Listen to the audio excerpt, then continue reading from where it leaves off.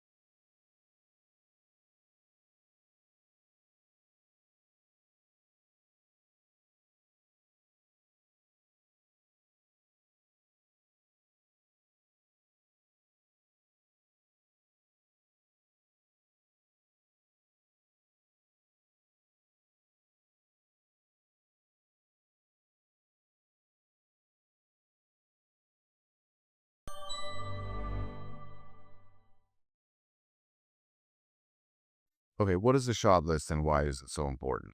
When we talk about the shots in a scene, we refer to everything but the wide shot or establishing shot as coverage.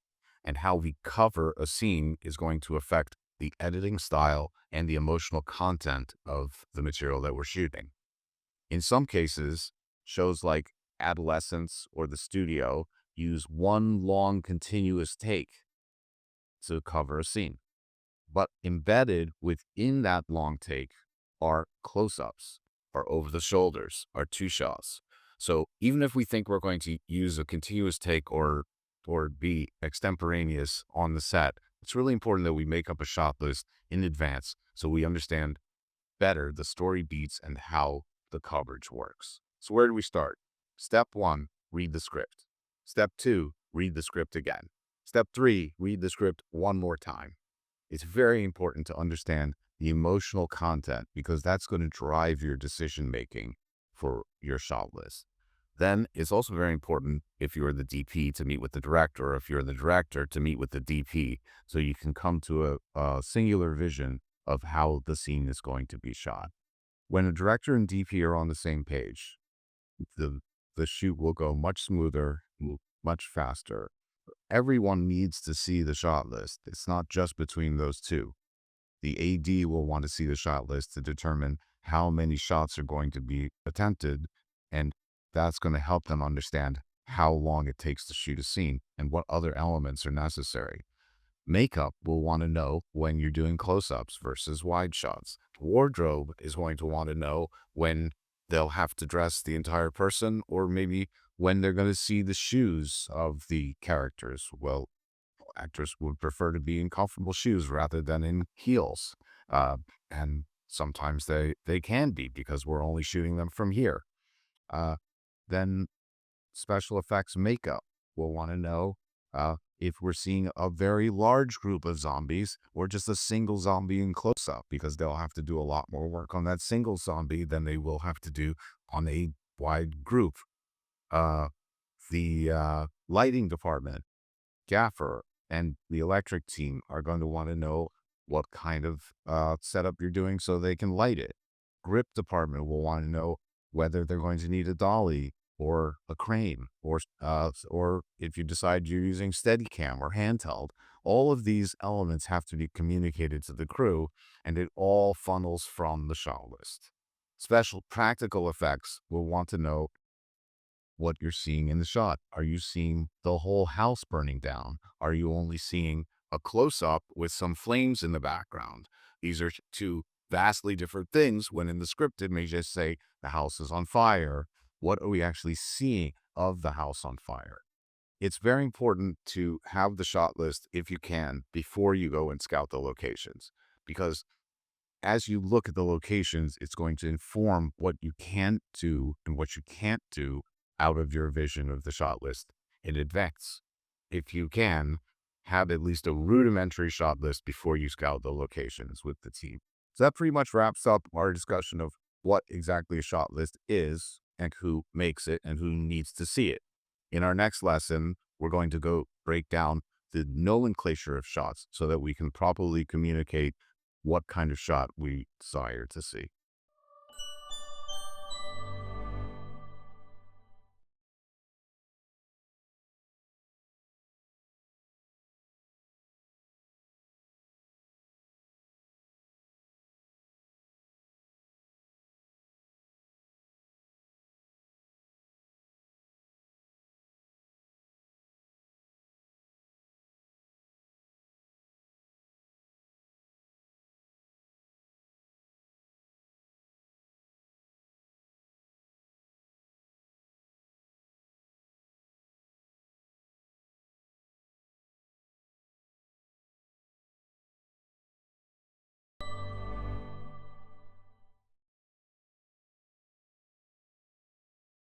Okay, let's start with nomenclature of shots.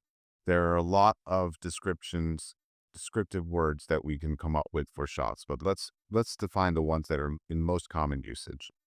Close up, an extreme close up, an over the shoulder shot, a medium shot, a two shot, three shot, or group shot, an establishing shot, or a wide shot, and then an insert or cutaway, and finally a developing shot.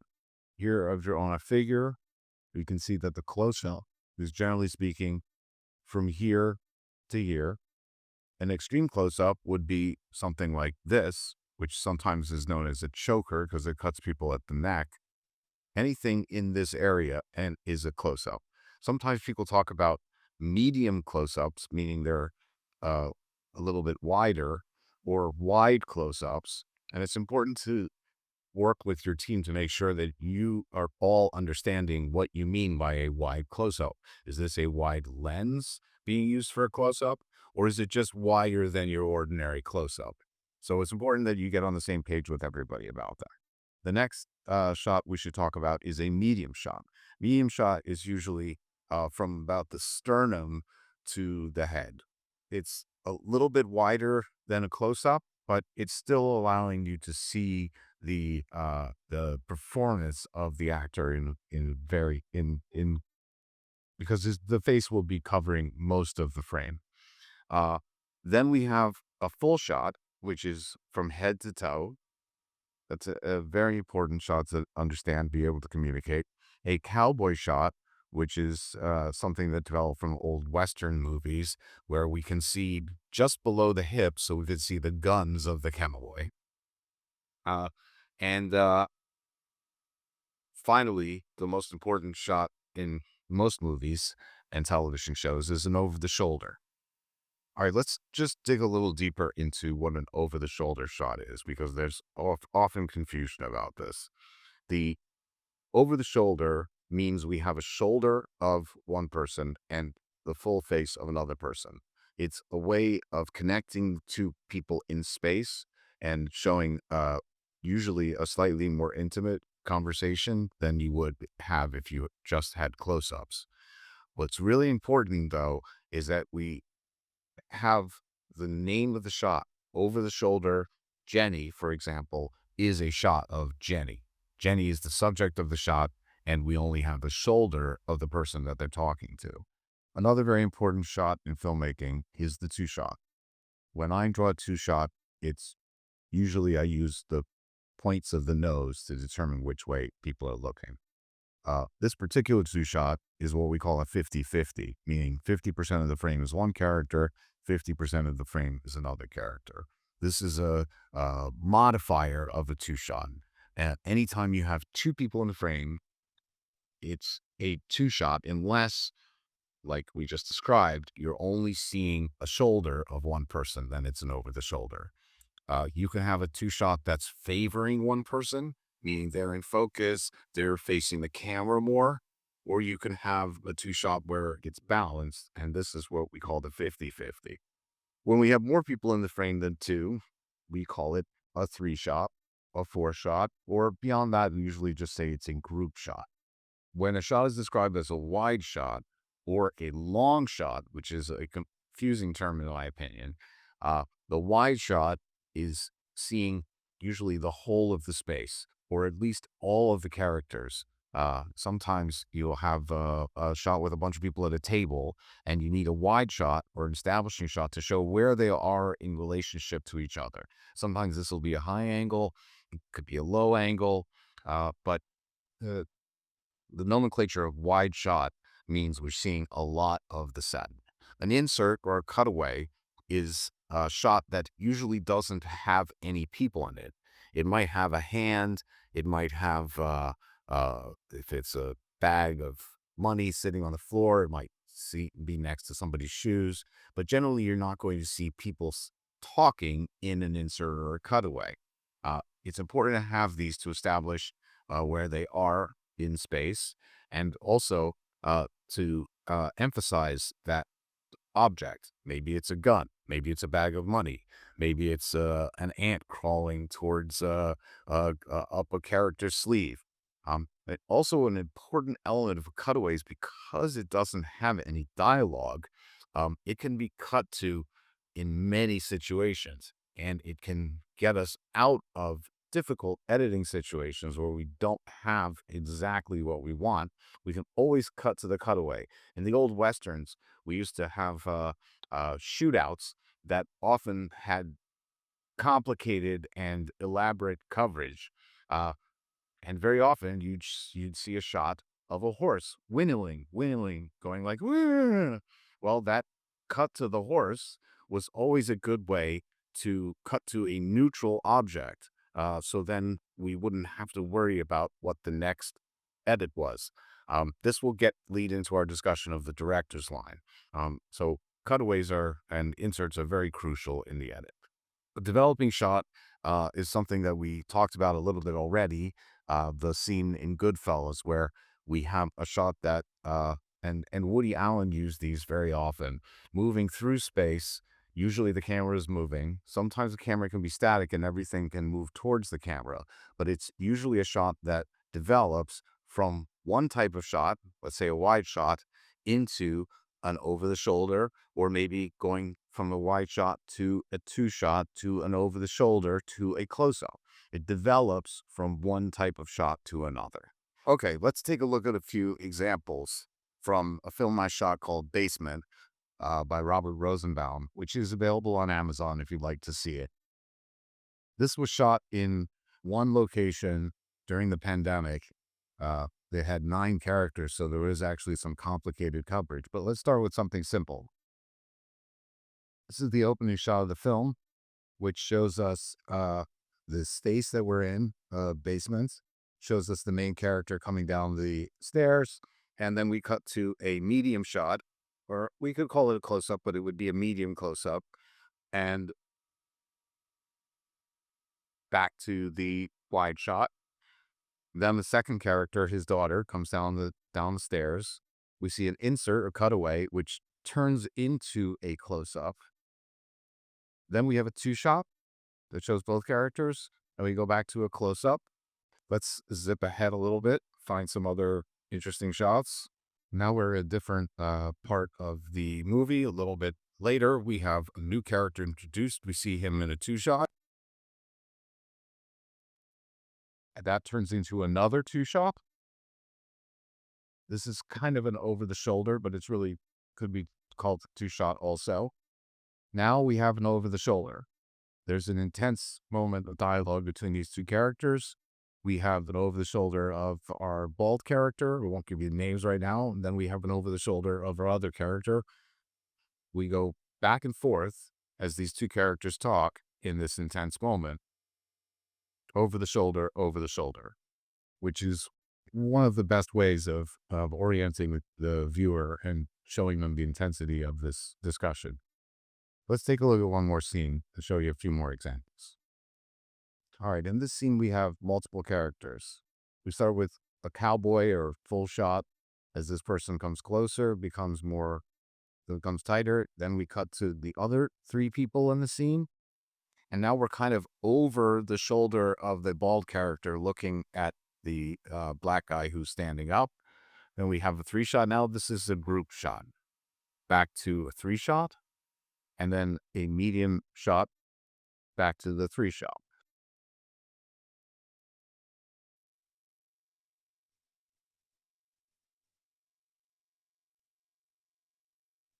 He sits down. Now we have close up,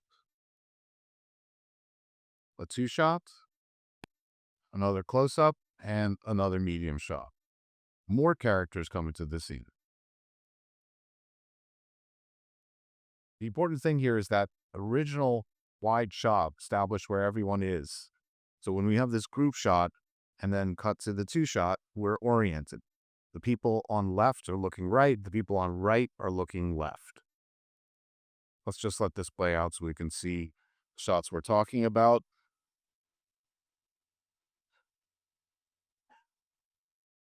You can see how nicely oriented we are. We never get confused about what direction we're supposed to be looking or whether the characters are on one side of the frame or the other. This is going to lead into our next discussion about the director's mark.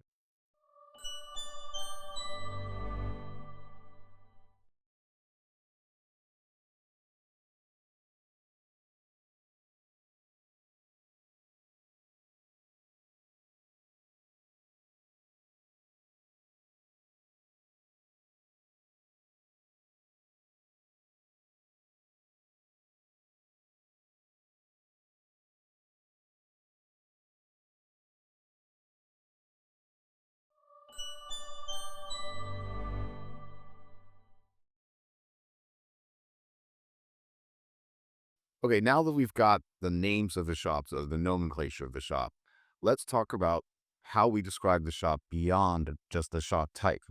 What modifiers are available to us to describe our shot?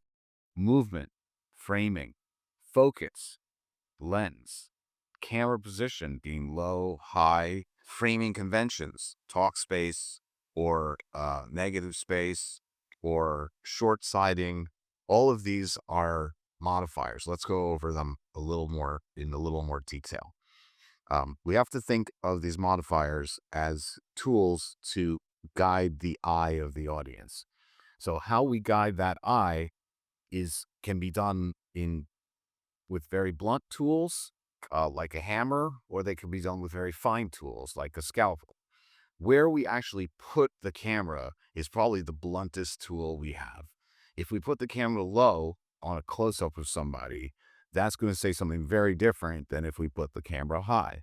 I'm not going to tell you what those emotional contents mean in general. They're going to mean something different based on the script. Very often, a high angle shot makes someone feel seem lonely, or especially if it's a wide shot. But that's not always the case. Sometimes that the shot will lead us to believe that someone is watching that person from above. There are many different emotional ways. Framing is sort of a medium blunt tool. When we put someone in a frame, and we probably all heard about the rule of thirds. If they're in the left third of the frame and looking right, this is sort of the standard way that we would shoot somebody. But what if they're on the right and also looking right? We call that short siding, and that will have a sort of unbalanced and not comfortable feeling for the audience. What lens we choose is going to affect things very, very greatly. And let's keep in mind that just because you choose a wide lens does not mean necessarily that you're going to be shooting a wide shot. You can do a wide angle close up, or you could do a telephoto wide shot. If you have enough distance from the subjects, you can do a very long lens wide shot. So keep in mind, these are modifiers and not to be confused with shot types. How we focus the lens is one of the subtler tools we can use to drive the audience's eye from one subject to another. If we have a two shot or a three shot where people are not on the same plane as the film plane. In other words, some of them are closer to the lens than others. Then it may be necessary to change the focus from one person to another. And how we change that focus is going to drive the viewer's eye to the subject that's in focus. Moving the camera is crucial to telling stories. If we dolly in, that means something different than if we dolly out. If we track with someone, that means something different than tracking against them or countering their movement, which has a very different feel. Whether we choose to dolly, steady cam, use a slider, use a crane, all of these things are going to affect our uh, how we're telling the story. I already talked a little bit about camera positioning, but let's go over a little more about the options. Um, we can have a very low angle shot. We can have a very high angle shot. We can have a shot that's very far away from the characters and wide, or very far away from the characters and telephoto and sort of close. So where we position the camera is going to affect how we're telling the story. How high or low we have the camera is sort of an important concept with creating your shots. In general, the sort of default position for a camera is right in the middle of the framing. So in other words, if I'm doing a close up that's from about here to here, I want that camera right in the middle of that height, so that will be a neutral position. It won't say anything in particular. Anytime I diverge from that, bring the camera higher um, or lower, it's going to have some kind of emotional impact. All right, just to summarize what we learned in this lesson, we went over the nomenclature of shots. We went over modifiers, being those fine-tuned modifiers like lighting or focus, or being blunt modifiers like what lens we use and where the camera's positioned and height. Um, I should mention that this list of shots that I've given you is not all the shots that are out there. You can call a shot whatever it is you like, but you have to make sure that everybody understands what it is you're talking about. In our next lesson, we'll talk about the director's line, when we should adhere to it and when it's possible to cross that line.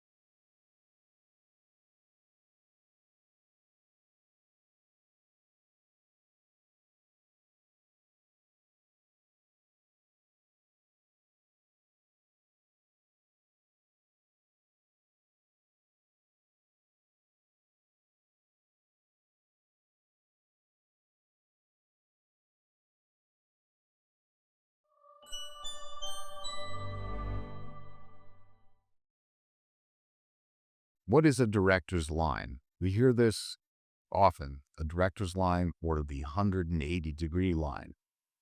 It's important to keep our audience oriented. So when we shoot a two shot, we're going to have one character on the left, one character on the right, and they're facing each other in most cases. If we keep the character that's on the left, on frame left, looking right, and keep the character on right looking left, our audience is going to be oriented. So what we're really doing is drawing an imaginary line between them and keeping the camera on the same side of that line for all our shots. Here's how I draw uh, characters from overhead. I show that which way they're pointing with something like a nose or a little arrow. Here's the second diagram that shows two characters and two possible camera positions that would result in over the shoulders. We can see that this camera is seeing over the shoulder of the person in yellow to the person in blue, and this camera is showing the reverse, over the blue character's shoulder to the wine yellow. Here we have an example of three people. This shot in the middle would be a three shot. This could be 2 or 3 shots. So this shot here would probably be of person in yellow and blue, and this shot would be person in yellow and green.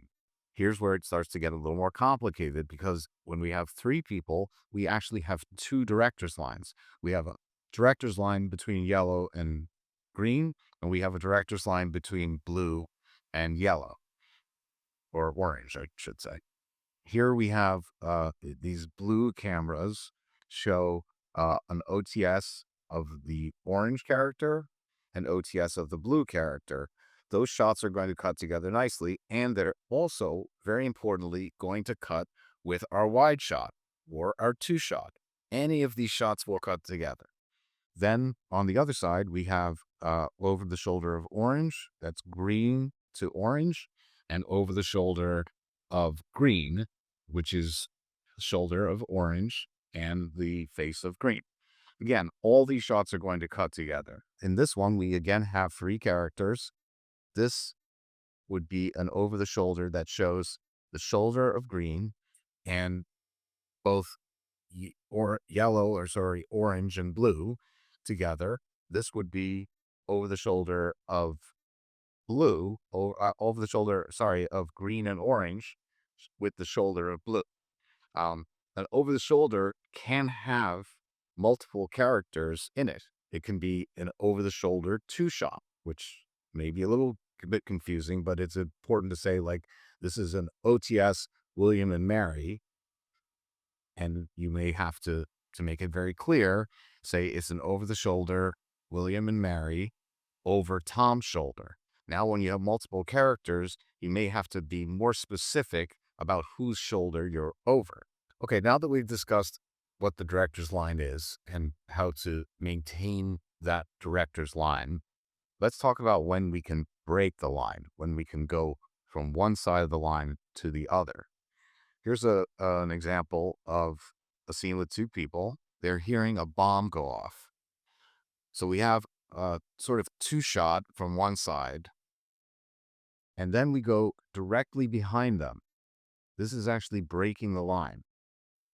Then we go back to that 2 shot.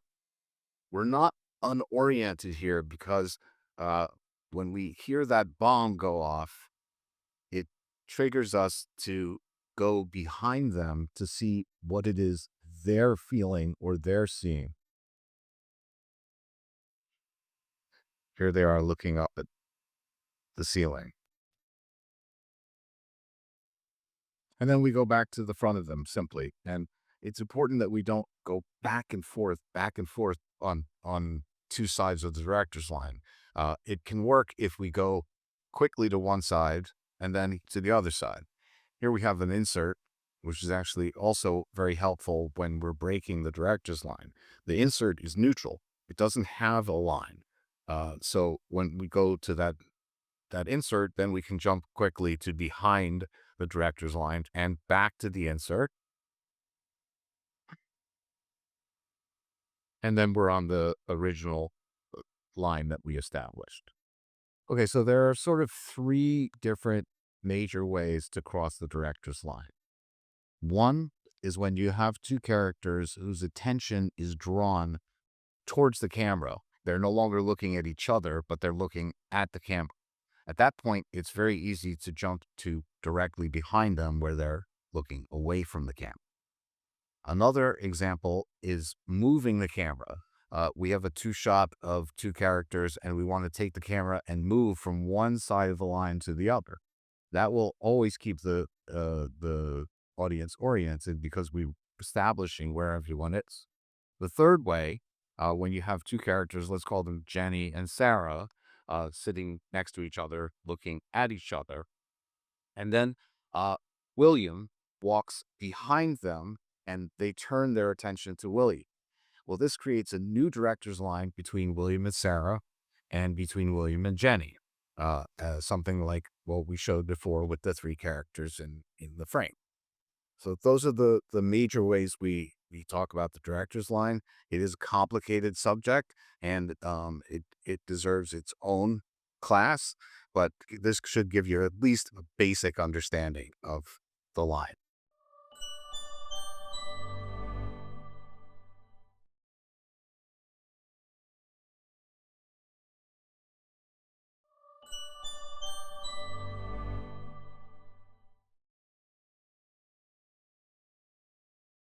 So now we've learned the nomenclature of shots, the importance of the director's line, the importance of making a shot list, and all the modifiers that we can add to our shot list. So how do we actually go about making the shot list? Well, we can sit down and write out the shots one at a time. Close up, Jenny, on a dolly, 50 millimeter lens. Uh, I find this to be a very arduous process. So I developed a tool called Shotcraft that'll allow you to do this with a little bit of help from AI and give you a template to work from that will get you going a lot quicker. Let me show you how it works. Let me show you the main features of Shotcraft. The most common use case, you have a script in PDF, you want to upload it and start shot listing. Let's call it sample script. I can verify the script is here in this box. Okay, let's go. Shotcraft broke down the script into scenes here on the left and generated the shot list for the first scene here on the right. We hear from our users that the first draft is about 80 to 90% ready to shoot. You can, of course, make any changes you like. For example, you can rearrange the shots by dragging and dropping the cards.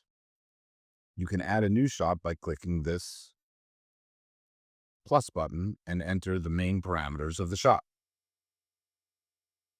In the interest of time, I'll delete that shot. For some people, this will be just enough, and go ahead and export the shot list. There it is. Sample script for scene 6, for scene with 6 shots. Most people will actually spend a lot more time working on the shot list, making intentional choices and making it their own. Here's how you can expand the shot and enter additional information, starting with camera moves, focus, frame, camera, and focal length. Here I'm going to select 50 millimeters. All the fields have suggested drop-downs. However, you don't have to use only what we've given you. You can choose your own. So you can say, my camera move, and hit enter. My camera move will now become one of the drop-down selections. To find a drop-down option easily, you can just start typing. Let's say Steadicam. It will predictively bring it to the top. You can go one shot at a time, expanding like that, or you can expand all the shots and work in this expanded format. You can do it in card view, referencing your script here on the left. Or if you don't feel like you need to view that, then you can click the list view and get more real estate for the shots. This is the expanded version of the list view. So now you have shot 1, shot 2, shot 3, etc. In addition to that, you can include reference images and select and upload. These images happen to be completely irrelevant to the script, but nonetheless, that's what we're doing right now. Again, if you're exporting, now you have the option to choose the size of those images between small, medium, and large. Medium is what most people use. It will give you about 4, 5, or 6 shots per page, like so. Another neat feature is working collaboratively with your team. As you can see, I'm the owner of this project. I can invite a collaborator. I can invite the person as a viewer or an editor. Let's invite him as an editor. They will receive an email. All they need to do is open a free account and navigate to the dashboard to find my samples project. This is where all my projects live.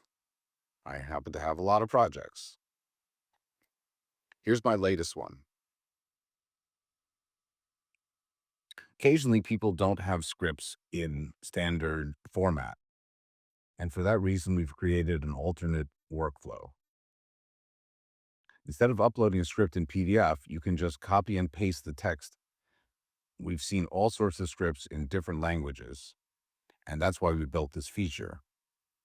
So let me name my project here and call it script in progress. And I'll end on this rather empty screen, but not to worry. If I have a script on the site, I can just copy the first scene and paste it into this box. We allow you to indicate the scene number, and you can enter a slug line. Let's say exterior pool. Now, suppose I don't have a script ready, but I have an idea I like that's in my head. So here I'm just going to describe the action. Sally trips over a chair and falls into the pool with a big splash. Sally, ah! She doesn't swim. She starts to drown. Let's see what Shotcraft suggests. Let's say I like it and I want to proceed to my next scene. Well, all I need to do is click Add Scene and add another scene. That's pretty much it.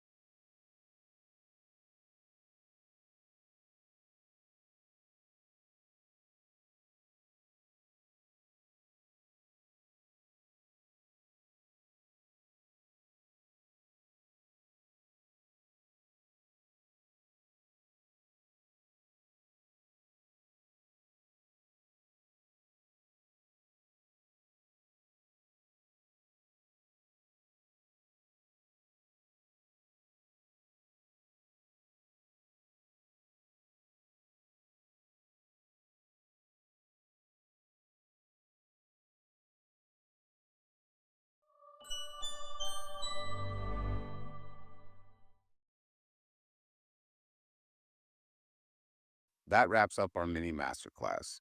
We've learned about the shot list, who needs it, who makes it.